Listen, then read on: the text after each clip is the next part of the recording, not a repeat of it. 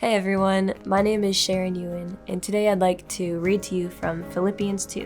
Starting in verse 1, it says, "So if there is any encouragement in Christ, any comfort from love, any participation in the Spirit, any affection and sympathy, complete my joy by being of the same mind, having the same love, being in full accord and of one mind.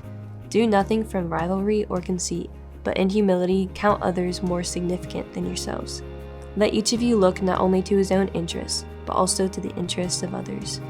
The main idea we see in this passage is the idea of humility. Paul is encouraging the Philippian believers to be humble. And in verses 5 through 11, we see the ultimate example given by Jesus. Jesus had all power and dominion and majesty, and he came down to earth in the form of a baby, and he died a humiliating death on the cross.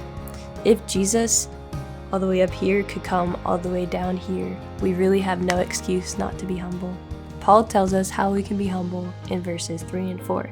He gives 3 commands: do, count, and look. The first one, in the King James Version, the word used is vainglory, which has this idea of grasping for something, or that being futile, like there's no point in seeking your own glory. The second command, count others more significant than yourselves, tells us to have this mindset of seeing others as more important. The last one, look not to your own interests, but look to the interests of others. This is the idea of letting the needs of others surpass your own. So, for example, imagine that this summer you're taking a nap and your parents interrupt you and ask you to help out around the house. Or maybe you're watching a movie and your sister is asking you to take her to that friend's house.